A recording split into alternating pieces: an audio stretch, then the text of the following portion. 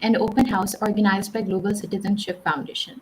My name is Mahnur Azimi, and I'm currently working as an HR intern at Global Citizenship Foundation.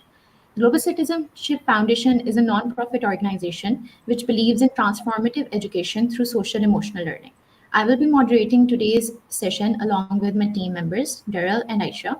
We also have the President Aryan Salman and Vice President Huwa Mehta with us.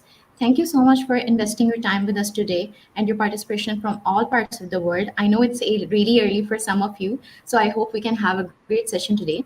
It gives me immense pleasure to be a part of such an interesting and learning activity, which allows a global exchange of ideas in its true sense. Here at GCF, we believe in diversity of thought, opinions, and ideas, and we strive for transforming education and making leaders out of people. This specific program of GCF Mentor Intern Program, which we will talk about later in detail, specially caters to the idea of developing leadership skills in people and making them active agents towards change. Today, we will be having an expert-led session followed by open house, and I hope you all will stick with us till then. We will now officially begin with the expert-led session, and topic for it is how to increase the social emotional learning and well-being in people. It is an honor for me to introduce our expert for today's session, Professor Dr. Amina Tarar. She is currently a professor at the Department of Psychology, Government College University, Lahore, Pakistan. She has done her postgraduate from Punjab University, Lahore. She has received prestigious awards like Charles Wallace Stress Award for Outstanding Research Project at Manchester Metropolitan University, England, OIC Award for 5th International Conference on Cognitive Sciences in Tehran, Iran, and many more. She has published various research studies in renowned journals, and her main area of interest are gender and culture studies, interfaith dialogue, and religious education for peace. Last but not least, I want to thank her for today, taking out time for today and doing the session upon my request. She has been a great mentor for me personally and a role model. I hope we can learn effective strategies from her today about increasing our social emotional learning and well-being. I would like to now invite Ma'am Amna to start with the session. Thank you, Manur. Am I audible? Yes, you're audible. Thank you, Manur, for the generous introduction. I am highly grateful to all your team for suggesting this very interesting topic for me to talk. Um, Before I begin, I'll present in just an outline how to go about this talk. We'll briefly talk about what are global organizations, what is well-being, and then what is learning. And then based on various psychological, social psychological, theoretical models, we'll approach and take an applied approach to social and emotional learning and its relationship, its possible contribution towards employees' well-being. Global organizations, they involve interconnectedness across nations and cultures, and ideal global organizations are based on DEI principle: diversity, equity, and inclusion. Insofar as we live in a globalized world, which is increasingly shrinking, and we are forming connection across nations, national boundaries, and across cultures, across gender orientations, across languages and religions. So therefore the ideal environment would be diversity, equity, and inclusion, and any model of well-being of employees would ultimately have to fit in this principle. um, it is well-being. What is the importance of employee well-being? It is now very clear to the organizations all over the world that well-being impacts many job-related factors, including job satisfaction, job engagement, performance, and retention. And researchers have pointed out the importance of measuring well-being to accurately monitor employees and build well-being policies. So we now see that well-being is continuing to rise up the corporate agenda. I'll take approach by Carol Reif on what is well-being, though there are several models of well-being, but the most comprehensive model is one that is measured by Reif well-being scale. It is conceptualized as consisting of six dimensions: autonomy, which is self-determining, being self-determined and independent. One regulates one behavior from within rather than social pressures. Then environmental mastery. One has a sense of mastery and competence in managing the environment. One can control complex array of external activities at job, and makes effective use of surrounding opportunity in the workplace, because we are talking about a workplace context. And able to one is able to choose or create context suitable to personal needs and values. Besides this, another factor in well-being is that one has a feeling of continued personal development. Of course, with professional development, we have personal capacity building and personal development as well. Seeing self as growing and expanding, one is open to new experiences. And if you remember, in the big five personality traits, openness to experience is one of them, apart from agreeableness as a very positive traits leading to well-being. One has a sense of realizing his or her potential, sees improvement in self and behavior over time, and is changing in ways that reflect more self-knowledge, more insight, and effectiveness. Positive relations with others, like co-workers, like the higher ups, and like the subordinates at work if it is a hierarchical organization.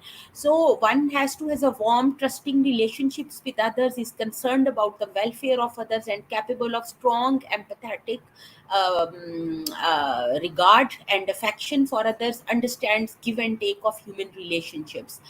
Finally, one has a purpose in life, has goals in life, meaning in life, a sense of directedness, and feels that there is meaning to present and past life, and holds beliefs that give life a meaning, has aims and objectives for living. And one has a positive attitude towards oneself, accepting multiple aspects of oneself, including or good qualities or weaknesses, and we feel positive about our past experiences, even if life gave us a tough time, but we learned something out of that. So these were the basic six dimensions of well-being. Now we will come to learning, and in particular we'll discuss learning of social and emotional attitudes, and how does this learning contribute ultimately to employee well-being. There are several paradigms, and some of the classical paradigms that I have chosen for today's talk is behaviorism, and the cognitive perspective, and last of all, the constructivist perspective to social and emotional learning.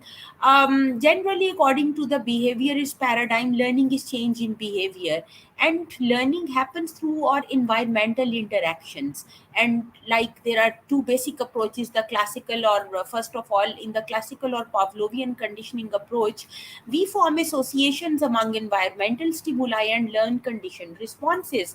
An example of that, perhaps that's a negative example, that there is a Mr. Horrible at office, and he frowns at others, and the employee cringes, and Mr. Horrible's office no response, because that is neutral in itself. Office is neutral in itself, but during condition there is an association between Mr. Horrible frowning side of his office and the employee cringes, and after conditioning, the employee cringes just at the site of the office. This is how various stressors at office get associated with the office settings itself, and produce certain conditioned responses. In multicultural, another example of or learning of social and emotional attitudes, according to the behaviorist principles, that in multicultural settings, certain illusory correlations, or you can say stereotypes or associations between certain stereotypes or nationalities or ethnicities, may produce conditioned responses towards co-workers. Like nationality or ethnicity XYZ is like that. Mr. or Miss X belongs to XYZ, therefore Mr. or Miss X is like, um, we can ascribe any stereotypical trait. So this is how we produce conditioned responses, and it thus may hinder a very important dimension of well-being, which is positive relationship of with others. So how can we deal with that? now individual instances of positive behavior, focusing on individual dispositions related to professional relationships only. Openness to new experience may dispel old myths about certain ethnicities, certain gender orientation, certain religions or cultures, and employees in a multicultural and global organization learn new socio-emotional attitudes through new associations. Similarly, in operant conditioning, behavior operates on the environment to get certain consequences, which then increase or decrease the probability of behaviors. One example is that when our work gets rewarded, when we get appreciated for our good work, this positive reinforcement increases our performance and we keep up our performance. An example of negative reinforcement or removing aversive or painful stimuli like stressors at workplace will increase the likelihood of behavior that were adopted to remove aversive stimuli. For instance, if there is an instance of some negative way of conflict management, like a very power oriented way of conflict management, then of course people will get accustomed to that way, because in that way ultimately conflict was resolved. But that was not perhaps a positive way. People's conflict management hence should follow unbiased democratic and humane ways if we want to have a DEI environment in global organizations, where the way by which conflict is resolved should follow negotiation, and rather than, you can say, one-sided compromise. Another perspective within behaviorism is social learning theory, that human beings learn from social context and primarily through role models. And a very interesting saying by Albert Bandura is that the content of most textbook is perishable, but the tools of self-directedness, they serve one well over time. That whatever we have internalized from our textbooks, from our classroom environments, and later on job experiences, that make us self-determined, self-directed, and these are the tools or personnel that become our dispositional traits, and they serve well over time, professionally and personally. Social learning theory therefore asserts that we learn primarily by observing others. So how can we make use of this theory for learning social and positive social and emotional attitudes? It is so important, modeling is so important, that later cognitive theorists and behaviorists, both, they asserted that, like Gagne, they exerted that learning is of different types, but for learning that is in cognitive domain, problem solving, like solving numericals, mathematical skills are necessary, and similarly skills suited to physics, chemistry, and other sciences and other subject specific skills are necessary. But for learning social attitudes, for learning positive and effective management of emotions, modeling is a necessary condition. Every employee, therefore, we infer that with whom we interact in our workplace influences us, because he or she is a role model. How to enhance positive social learning? Emphasis should be on positive human interaction, capacity building as negotiators, conflict resolvers, and co learners. We should all remember that we are co learners in an employee oriented workplace. This can potentially make us ourselves better role models for others. Similarly, presenting it is a collaborative task, and peer coaching is very important for conducive environment where there are smooth social and emotional dimensions. It is important to be careful when instituting peer coaching, because any employee shouldn't feel uncomfortable or insecure about learning from another employee. So a democratic environment where human beings are valued, where everybody is equal, even if the structures are hierarchical, well, hierarchies are there, but still we can produce collaborative environment and appreciation of teamwork. If we have these two factors, this is the key. Next, if we move on to a very interesting perspective to, which is the cognitive perspective to social and emotional learning. Here we remember Piaget's assimilation and accommodation. We assimilate information in our cognitive schemas. Schemas are interrelated sets of ideas that we form during our socialization. We keep on assimilating because socialization is a lifelong process. We keep on assimilating new information and new cultural stuff and new human interactions, and this makes us accommodate or previously existing schemas because new information is coming in. And so both the processes, they go simultaneously and side by side. Now employees in any organization, they assimilate or have to assimilate the organizational norms and rules, and they therefore accommodate their previously existing schemas. Recent work shows that motivations of social welfare and social relationships were more associated with assimilation, whereas motivations of personal interest, that means one's personal interest in a topic at hand, or one's personal interest in some in some entrepreneurial activity. I mean, that has a positive meaning. That doesn't mean a vested interest. And personal achievement, it is related to accommodation while fostering entrepreneurial intention in the trainee. Now, nearly all companies have implicit or explicit expectations of professional assimilation in the workplace, because every company, they have explicit. Just like universities and colleges, they have an explicit curriculum, but an implicit curriculum of values is always there. That is there in every organization. So they expect that it will be assimilated by the employees, and expressed in the form of language, behavior, and other social processes and interactions. Now employees make decisions to assimilate or not to assimilate, and where to accommodate their previously existing attitudes in the workplace, because as adults, we have our assimilation and accommodation as quite conscious processes. Sometimes we welcome a thinking or some norms, and at other times we find some norms or some rules very difficult to assimilate. So it is important for globalized organizations with diversity of culture to be transparent and be clear about the need to observe certain norms. If we impose the norms, it won't lead to employee well-being because they won't be satisfied. But if they understand why these norms are there and what is the need for these rules, then it will be easy for the employees to adopt any rule or norm or code of conduct. Now assimilation becomes problem. Sometimes it becomes a problem when there are too many unspoken rules about appropriateness, leaving the burden on the employees to interpret what will or what will not be acceptable.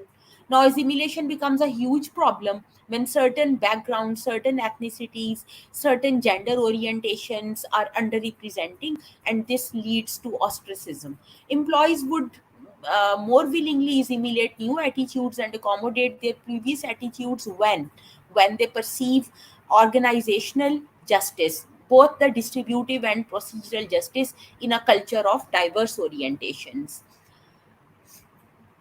Now, here are some interesting strategies of assimilating new social attitudes in globalized organizations by Harvard Business Review in 2022.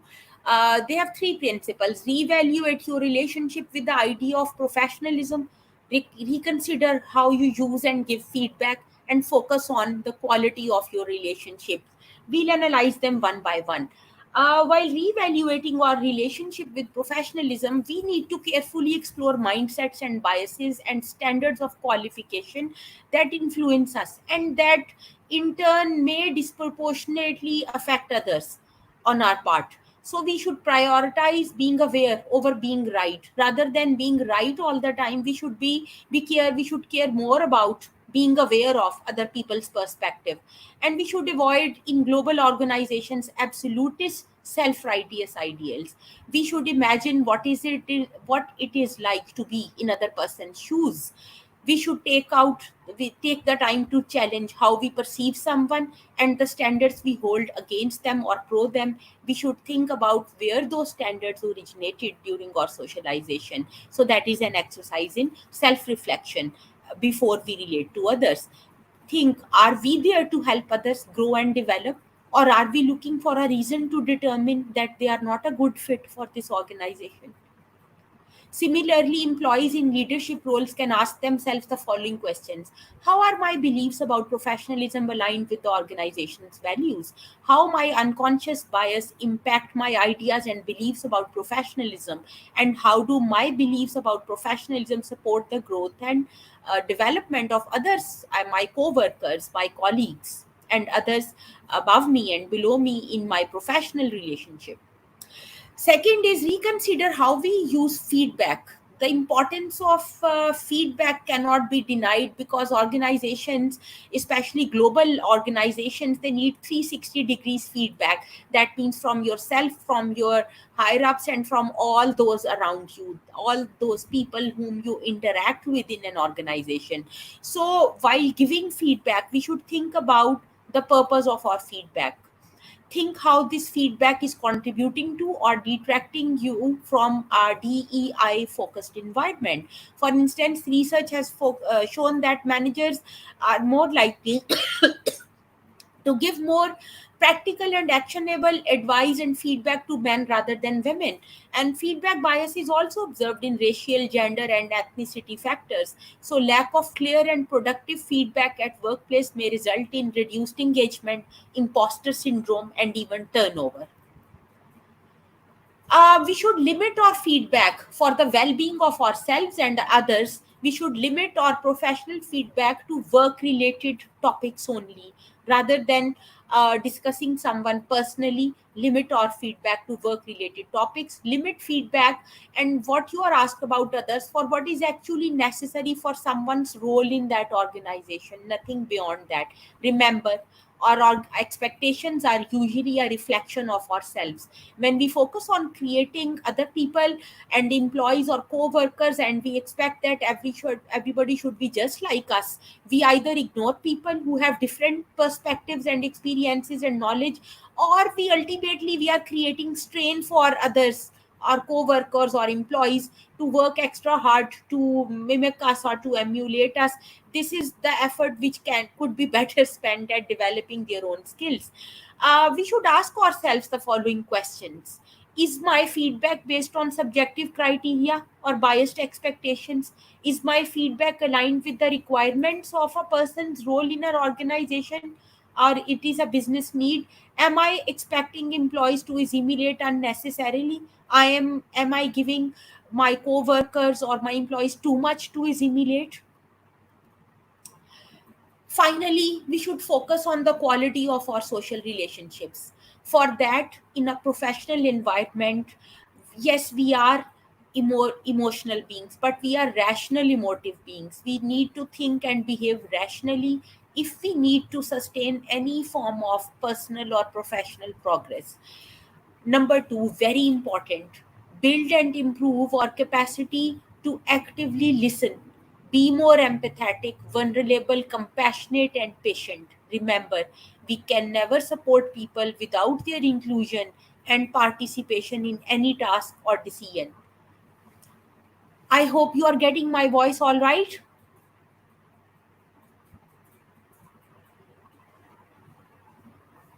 Hello?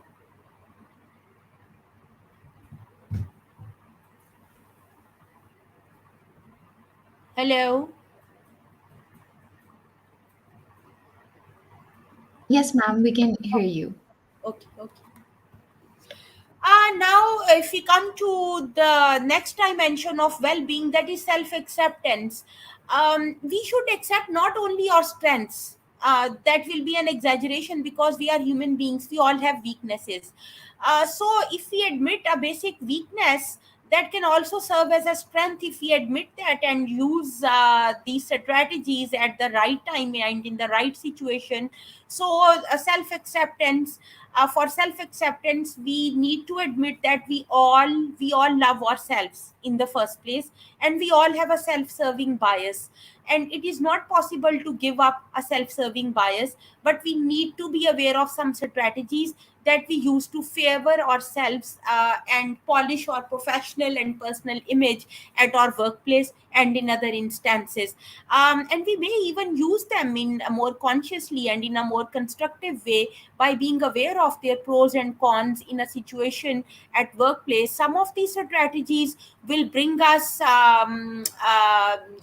recognition and favor, but if not used at the right time and right place, they have many disadvantages as well. But nevertheless, if you closely observe, we all use these self-serving bias, self-presentation strategies that have an underlying self-serving bias, like false modesty and being humble, or playing humble, under representing one's accomplishments so that other people talk more about them. Rosy retrospection, seeing or relating to past workplace as a better one, being nostalgic about the past workplace, that that office was better and I'm missing my past work experience.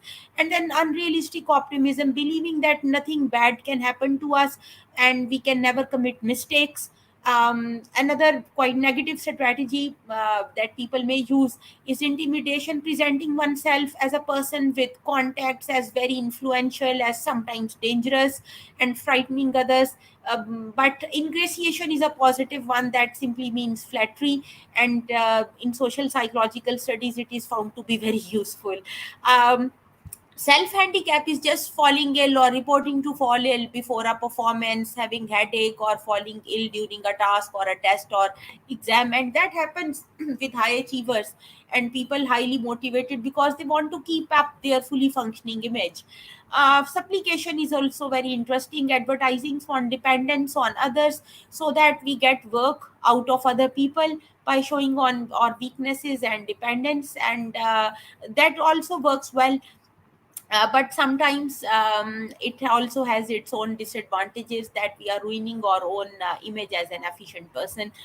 Self promotion is the reverse of, you can say, false modesty. It is boasting about one's accomplishments, and exemplification is very common these days, presenting oneself as a highly moral and virtuous person and as a role model for others.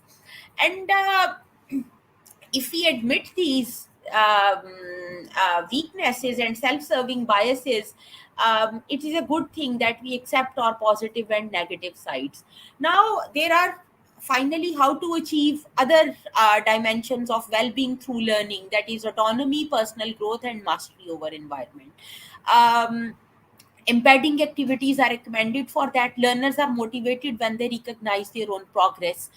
Cognitive perspective states this can occur when demonstrating or shaping their knowledge and skills to others, reflecting on their learning and transfer new meaning and understanding to their own lives. By embedding, it is meant giving a practical experience and tailoring contents of your task for yourself.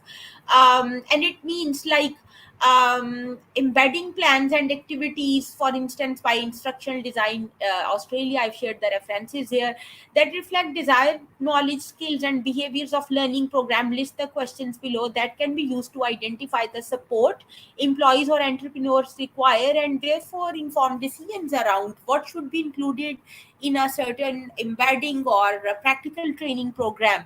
So employees need to ask each other in a teamwork, or they need to ask themselves that what are you confident in applying, what key knowledge, skills, and behaviors gaps do you need to fill. If we need to have mastery over the environment, if we need to have personal growth, then we should know about our strengths, and we also should know about the where, what gaps we need to fill in carrying out a certain task.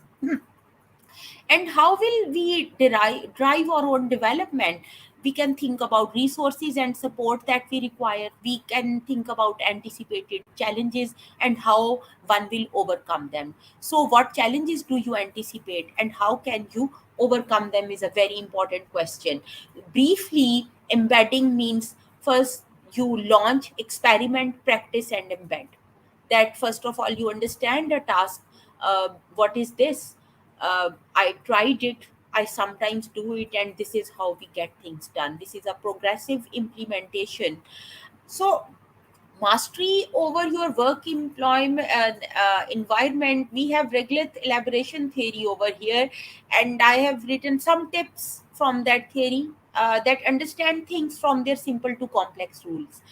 Have your own control over your learning, understand things in your own way, develop your own theory, do things in your way rather than parroting others.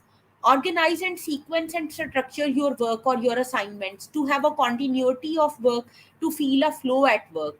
And use the technique of analogies and metaphors. Relate the content of whatever training you get to your real world scenario and knowledge that you have collected.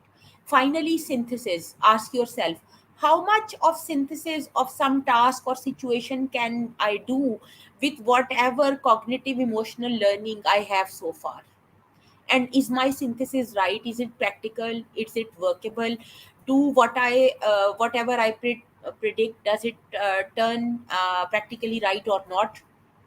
In this way we will start believing more in ourselves and become more confident and have more mastery over of environment.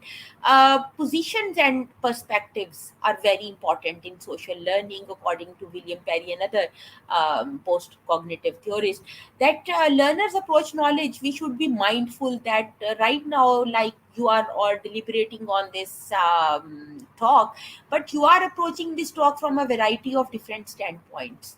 According to Perry, three positions through which we progress, and we are talking about professional life here, are duality, multiplicity, and commitment. When we enter offices or workplace, as newcomers, we are more concerned with right or wrong or good or bad, and we have a duality of thinking. When our experience increases, the world knowledge and morality are accepted as relativity in the sense that truth is seen as relative to a frame of reference than some absolutist principle. And multiplicity increases the more we grow in globalized organizations. But finally, again, there is a coming back to commitment. It is recognition of relativity of knowledge leads to the realization that a stable focus of point of view is necessary for a sense of identity. Like in this multicultural world, if I first of all I start with the duality of what is absolutely right or absolutely wrong in organizations, then I open up to other people and develop multiplicity of perspectives. And a simple view of that is that one practice or one belief is just as good as another one. But with the passage of time will come a depth dimension, and we will ultimately develop a commitment to some points of view, that in this multicultural or globalized world, my own identity and uniqueness is equally important. And but that is coupled with the sense that our professional commitments are constantly evolving. The more we grow, we don't just stand somewhere or at a point for the rest of our lives. We keep growing, and as we grow, our commitments also grow. Finally, the constructivist perspective, some tips from that for social and emotional learning and well-being is to provide experience with knowledge construction process. Employees themselves determine how will they learn. To provide experience in and appreciation for multiple perspective, evaluation of alternative solutions, be open to other people's perspective, be open to criticism, be open to disagreements, and be open to alternative solutions to a problem. Otherwise we'll all end up in a groupthink phenomena. And embed learning in realistic context, in the context in which you live. This is called authentic tasking, that the context in which you work, your office, your workplace is a realistic and unique context where you embed your learning in your own ways, where you apply your own theories in your own ways to encourage ownership and voice in a learning process. Learning should be up to the learner's control. It should be learner centered. It should be employee centered. To embed learning in social experience by collaboration, to encourage the use of multiple modes of representations of employees, like you may express yourself in any form of medium or words that you like, and to encourage awareness of knowledge construction process which is reflection and metacognition. By metacognition, I mean that knowing about how I learn and knowing about what matters for me, which values matter for me. So it is kind of self reflection. And through what ways I collaborate with others, what makes the environment conducive for me. So with this discussion of some skills, I will just add a last word and then leave the house open for further discussion and questions and sharing of your experiences, that people roughly develop just 20% of their knowledge, skills, and behaviors through formal education, 25% through social interactions, and believe you me, more than 50%, around 55% through on the job experiences. So, workplace is a place of learning and growing forever. So, with this, I thank you all for inviting me and leave the house is open for questions and discussion. Thank you.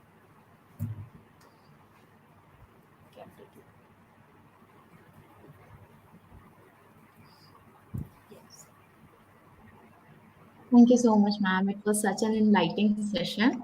I really like the fact that you talk about the dual relationships, the multiplicity and the commitment, especially the cognitive biases that, work underneath and background in the background. So the questions, if anyone has questions, they can directly ask ma'am, or they can also drop it in the chat box. Okay, so ma'am, first question is that as an organization, what are three things we need to do to ensure social and emotional well-being of staff, interns, and volunteers? Yeah, since we discussed a lot many of paradigms, but I will roughly focus on their commonalities. First of all, include them in your decision making rather than imposing decisions on people or imposing values and then asking them to assimilate my mobile. Uh, just have a participatory approach in decision making, so that people know, employees, staff, interns, and even volunteers, they know that which organizational decision is being made, and why, what is the importance of following certain rules. Okay. Secondly, for their emotional and social well being, increase their mastery over their task. Let them learn in their own ways. Let them learn in their own ways. And if they want to express their ideas in particular ways, let them do so. Say there should be more autonomy at work. And thirdly, are positive and harmonious social and social relationships between the colleagues. Well, organizations have metrics form, they have sequence form, but they also have hierarchies. But in the end, what ensures well-being is valuing the person in a DEI environment, regardless of the person's gender orientation, religion, or ethnicity, and trying to understand the employees, you can say, personal commitments, and rather than putting more pressures of assimilating the environmental, or sorry, the organizational norms, we can have a regard for where our people or employees are coming from, what are their values, and how to foster a global environment of diversity, of equity, and of inclusion. So I hope these three basic things, they answer your question. Thanks for the nice question, Aryan.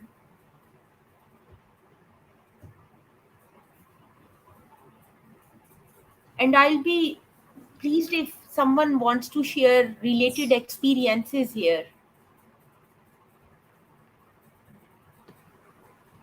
Uh, yes, if someone wants to share any experience, please, raise your hand. Or okay, ma'am, we also have another question by Daryl. Mhm.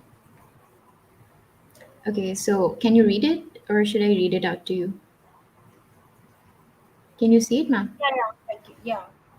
Okay. Innovative ways encourage their active participation.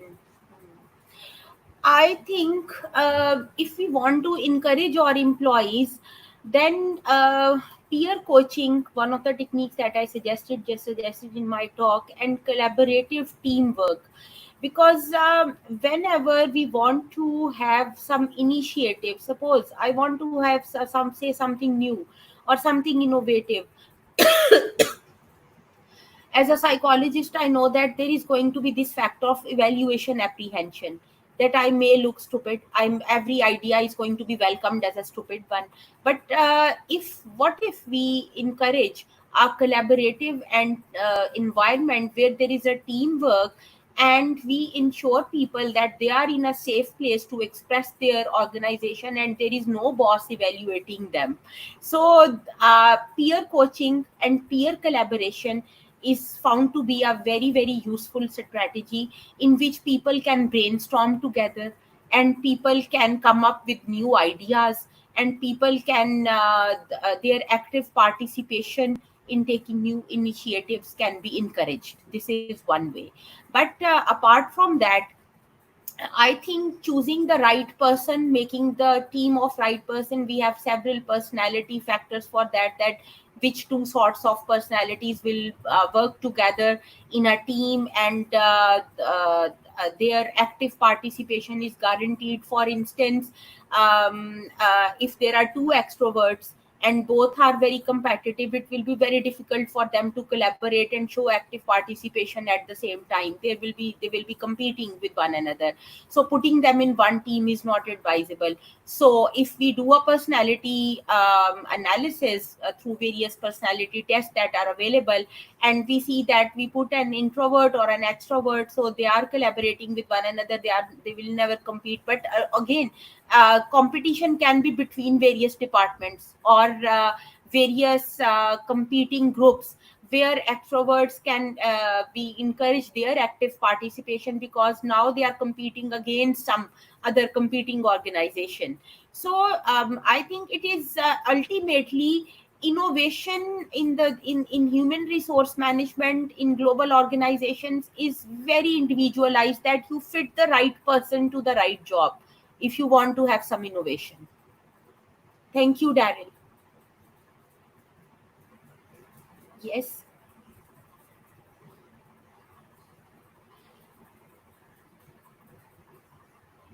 Ma'am, we have another question from Aryan.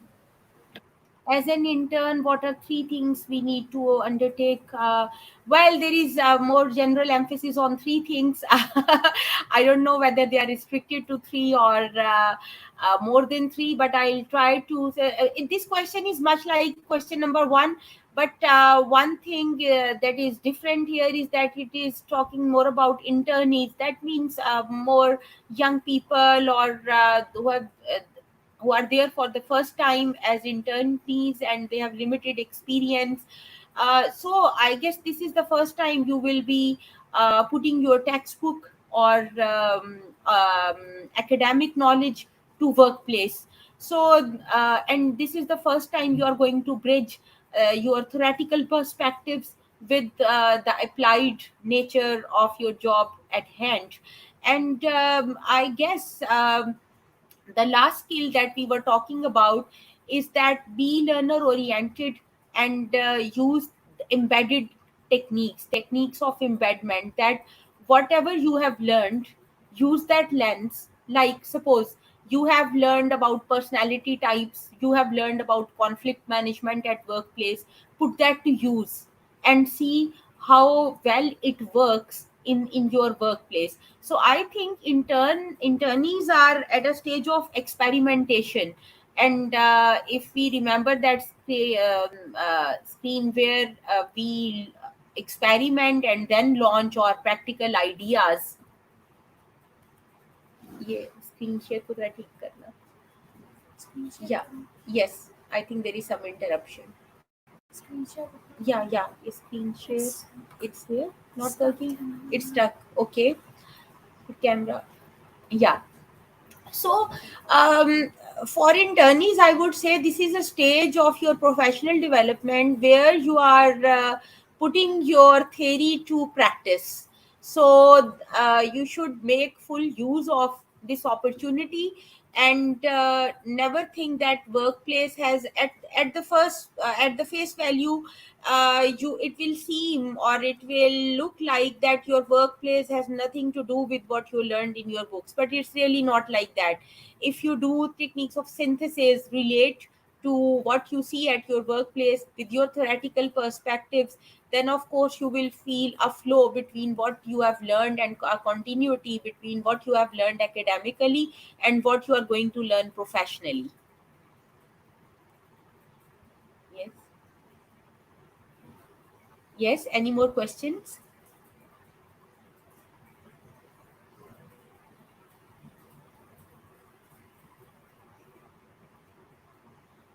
Am I audible? Yes, you're Okay. audible. If someone has any Any question, more please, questions, or yes, as I please said, drop if it in the someone chat wants to box. share some interesting experience?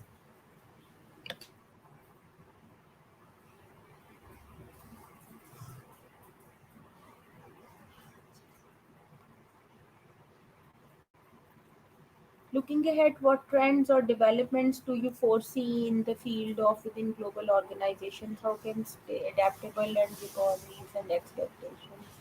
Oh, well, yeah, thanks for the good questions. Um, Trends and developments in the field of social emotional learning in global organizations, they depend upon international trends, culturally, politically, and socially. um, the way we interact across our boundaries, the way we interact, and the more closer we are getting, you see that in today's world there are global, you can say, not only resources to make to exploit, but there are also global movements in which everybody across nationalities, across gender orientation and religions, they are participating. I guess that trend or development, one that I currently see, is that of a common meaning, that there should be some common ideals like diversity, tolerance, like equity, distributional or procedural justice, and inclusion, and in which we have a common meaning and which everybody can relate to, regardless of the cultural and ethnic differences. So if we want to stay adaptable and responses to the needs and expectations, then in their area, then I think the DEI environment, diversity, tolerance, that there is no or avoiding getting beyond the duality of being right or wrong, and evolving a multiplicity of perspectives, and staying open to different perspectives, saying staying open to anything new, and finally showing commitment with the values that make a common meaning in this globalized world, that would lead us somewhere.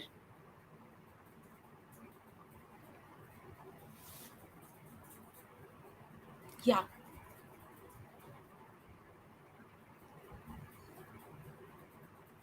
you lost connection.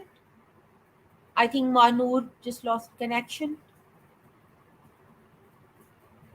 Yeah, so continue with the talk. Like the more we see the inclusion of women and minorities in jobs, in administrative jobs, the more we need to give them space. The more we see people of color, what is called people of color, and ethnic minorities, the more we need to include them in participation there, and ensure their participation in decision making, if we really want to show our commitment to the ideals of inclusion.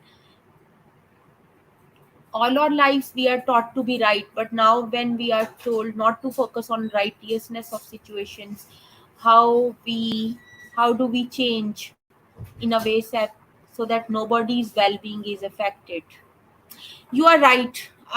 Especially in societies um, which are very very religious, we are taught to be right.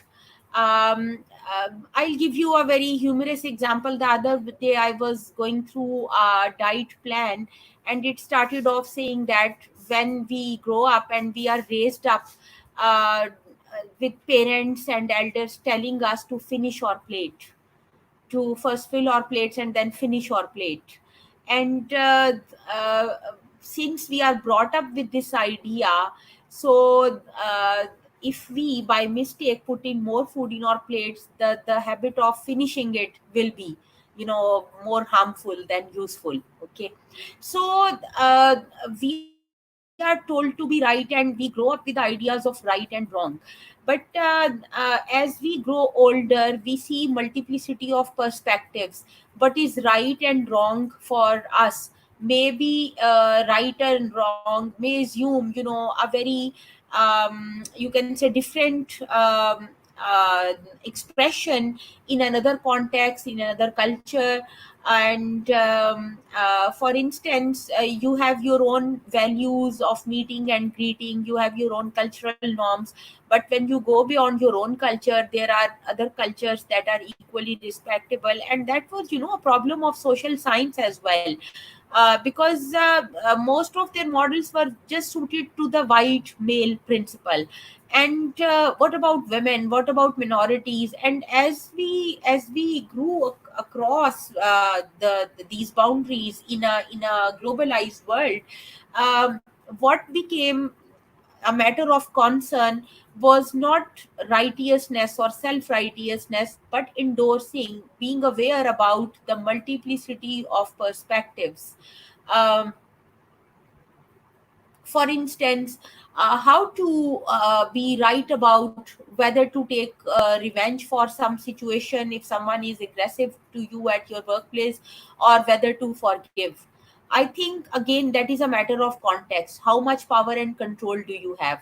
If you have power and control, then perhaps by forgiving the person, you have set a good example, and you are being a good role model to others. But if you are already feeling oppressed, and you are feeling ostracized, and you are feeling already pushed to the fringes in some manner, then of course you are going to repent over forgiving a certain person. So it is not about some absolutist principles. With the passage of time, when we grow in organizations, and especially in globalized organization, which is today's topic, we need to be aware of other person's perspective, so that nobody's well-being is affected. And as I said earlier, develop principles in organizations that have a common meaning for everybody beyond their religion and cultural specificity. For instance, the principle of diversity tolerance, the principle of inclusion, the principle of equity and justice, to all, regardless of whether is man is a man or a woman or a transgender, or whether one belongs to a religious minority or majority. In these, by showing our commitment to these globalized values, we can ensure that nobody's well-being is affected in organizations. I hope I answered your question. Fabulous questions coming from participants. Yeah. Yes, thank you so much, ma'am. And I believe we are right on time as we have successfully completed the session. And I hope everyone enjoyed it as much as I did. And thank you so much for your presence here. And thank you so much for letting us know about social emotional learning and all the strategies and techniques. So I think so. Aryan, the president of the GCA, wants to say something. Khulum, can you add Aryan? Was with us quite a while ago. Yeah. Yes.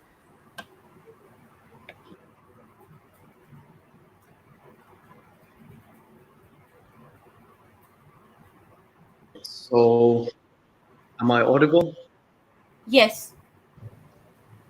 Thank you so much, Dr. Tarar.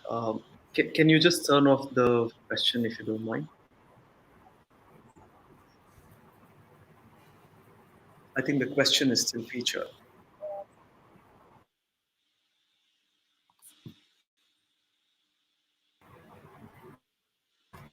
I've answered this question. Yeah.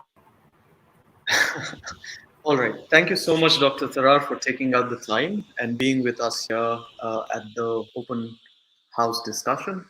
We really appreciate the fact that, like, you took out the time to be here with all of us. Just to give a background of, like, why this conversation is all the more important. Uh, in our context as an organization, one of the most important aspects of the workplace that we have is social emotional learning.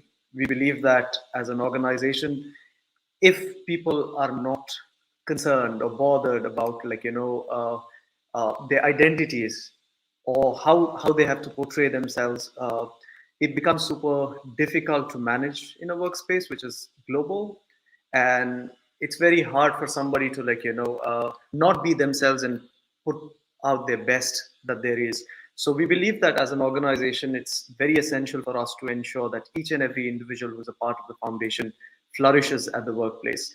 Perhaps the mentor intern program is one of the world's first social and emotional learning embedded program for young people. So thank you so much for adding value to the program, and also, like, to share this with the outer world. So my heartfelt gratitude to you, Dr. Srar. Thank you. And just before I leave, I wanted to thank each and everyone who has organized. Thank As you can see, this program is organized by the Mentor Intern Program participants, candidates of the Mentor Intern Program cohort uh, 12, 11, and 13. So thank you so much, all of you, for organizing it so well. And I really look forward to the next session. So thank you. And I really look forward to learning more from you. Thank you so much. Thank you. Thank you. Thank you. Okay, bye.